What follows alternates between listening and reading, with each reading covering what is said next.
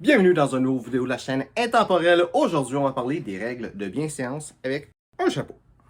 Donc, un chapeau, c'est un super bel accessoire stylistique. Ça peut vraiment changer ton style complètement, que ce soit un chapeau Fedora comme ça, un chapeau Fedora, un chapeau Panama comme ça, je veux dire, ou un chapeau Fedora, même casquette plate, un chapeau plat ou un casquette Newsboy. Tout ça, ça peut vraiment changer ton style. C'est pratique, ça te fait de l'ombre dans le visage et ça peut te garder au chaud quand il fait un petit peu plus froid. Mais il faut comprendre que des chapeaux, avec les chapeaux, il y a aussi des règles de bienséance qui viennent avec ça. Maintenant, pour qu'est-ce qui est des règles de bienséance, pour faire ça vraiment simple, je vais parler de l'histoire de ces règles de bienséance-là, d'où est-ce que ça vient. Et ça va être très simple de comprendre c'est quoi les bonnes règles de bienséance avec un chapeau, si tu comprends l'histoire de ça.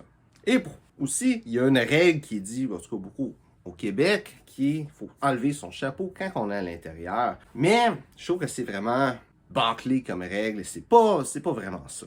Par exemple, si tu t'en vas dans une épicerie et tu as encore ton chapeau, il n'y a pas de problème. Fait que c'est pas la meilleure façon de l'expliquer, mais quand on comprend l'histoire de ça, là, ça devient facile à comprendre. Donc, d'où est-ce que ça vient d'enlever son chapeau? C'est là très longtemps où est-ce que le monde avait des chapeaux beaucoup plus lourds que ceux qu'on a aujourd'hui, beaucoup plus gros, beaucoup plus imposants. Et ces chapeaux-là, ben, il y avait de quoi de très simple aussi, c'est que quand tu voyais une personne d'autre autorité, un roi, un prince, un duc, peu importe, il fallait se prosterner. Et en se prosternant, ben, comme tu vas voir, le chapeau tombe. Et quand le chapeau tombe, ben, t'as l'air un petit peu cave. Puis si tu te prosternes devant le roi, tu veux pas nécessairement avoir l'air cave. Donc, juste de côté pratique, c'était même pas le bienséance de faire ça. Juste d'enlever son chapeau avant de se prosterner, c'était la bonne chose à faire pour pas que ton chapeau tombe, tout simplement. Et de ça, il y a beaucoup de choses qui ont découlé dans le fond. Tout a découlé de ça. Il est arrivé un temps où est-ce que juste d'enlever son chapeau, c'était un signe de respect envers la personne parce que c'était comme ça faisait partie de l'acte de se prosterner, tout simplement. Ça a juste été rajouté.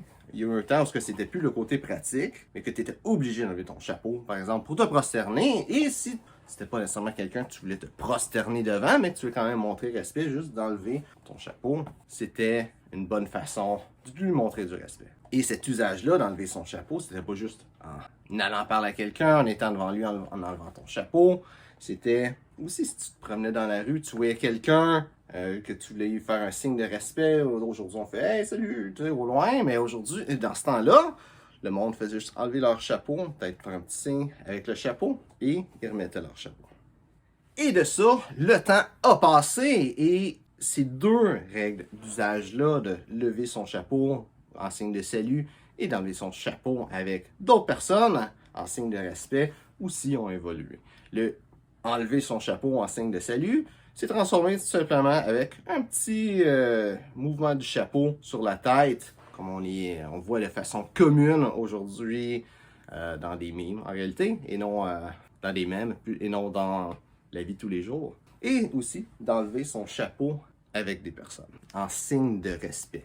Enlever ton chapeau en signe de respect, c'était à cette époque-là, pas seulement avec des personnes de plus haut statut que toi, mais avec n'importe qui que tu respectais, avec tes amis, même des personnes qui seraient inférieures à toi, au niveau social, par exemple, avec tes employés. D'enlever son chapeau, c'était devenu vraiment un signe de respect. Donc à cette époque-là, c'était d'usage d'enlever son chapeau quand on était, par exemple, chez quelqu'un ou avec quelqu'un à l'intérieur. C'est sûr que le chapeau avait toujours son utilité. Si t'es dehors avec un chapeau Stetson ou un chapeau melon, en réalité, qui était le vrai chapeau populaire dans le Far West américain. C'est peu importe quel chapeau qui était populaire à cette époque-là où tu vis. S'il mouillait, tu gardais ton chapeau. Tu es à l'extérieur. Mais quand tu rentrais à l'intérieur voir ton ami, par exemple, ben, comme signe de respect pour ton ami, il fallait tout simplement enlever ton chapeau. Si tu allais dans un restaurant et que tu veux montrer signe de respect, ou si la personne avec qui tu étais, mais au serveur, tu allais enlever ton chapeau. Quand tu rentres dans un salon, dans un bar, enlever ton chapeau par signe de respect au monde qui sont là.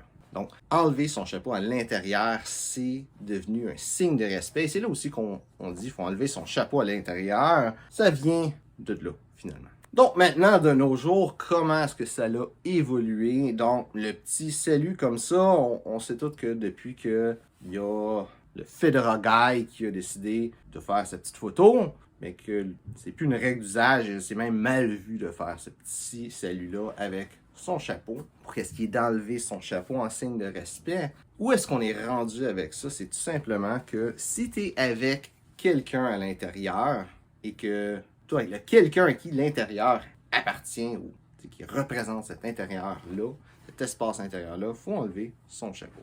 Donc, si tu vas à l'église, tu rentres à l'église, même si tu ne vas pas parler avec personne, tu vas juste t'asseoir à quelque part, Dieu est là, donc tu vas enlever ton chapeau. Si tu vas dans un magasin de vêtements, par exemple, tu vas y voir pas le propriétaire qui est là, mais il va y avoir le vendeur qui veut représenter la place, donc tu vas lever ton chapeau pour avoir l'interaction avec le vendeur parce que tu veux, par exemple, qu'il te conseille et tout ça, donc la règle de bienséance, ça va être d'enlever ton chapeau. Si tu t'en vas chez ton ami pour juste jouer à des jeux vidéo, manger les pizzas, t'enlèves ton chapeau par signe de respect pour ton ami. Par contre, si tu rentres dans l'épicerie, ben tu vas pas parler à personne. Tu vas peut-être croiser quelqu'un, puis tu dis « Hey, ça fait longtemps qu'on s'est pas vu, on devrait faire de quoi, oui. » Puis au final, tu le rappelles pas, comme ça arrive tout le temps. Mais dans ce cas-là, t'es à l'intérieur, tu n'as pas besoin d'enlever ton chapeau. Parce que la personne à qui tu parles ne représente pas vraiment l'endroit.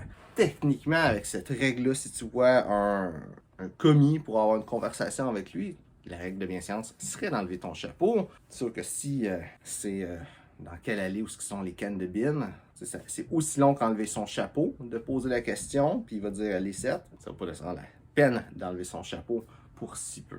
Même chose si tu t'en vas à quelque part, à un endroit intérieur comme une station de train, une station de métro, tu vas pas parler avec personne, tu vas peut-être juste arriver devant quelqu'un, acheter le billet, puis c'est tout, puis tu n'as pas besoin d'enlever ton chapeau en parlant avec cette personne-là, parce qu'en réalité, ce monde-là ne va pas vraiment représenter l'établissement, ils vont travailler pour l'établissement, mais pas nécessairement le représenter. Au final de nos jours, les règles de bienséance du chapeau, c'est vraiment simple. C'est quand tu es avec quelqu'un que tu veux respecter, montrer un signe de respect à l'intérieur, il faut que tu enlèves ton chapeau. Parce que enlever son chapeau, c'est tout simplement un signe de respect pour la personne et techniquement l'établissement où ce que tu vas être. Donc, j'espère que tu as aimé la vidéo. Si c'est le cas, like et partage. Si tu as des questions sur le style classique masculin, mets ça dans les commentaires, ça me fera un plaisir d'y répondre.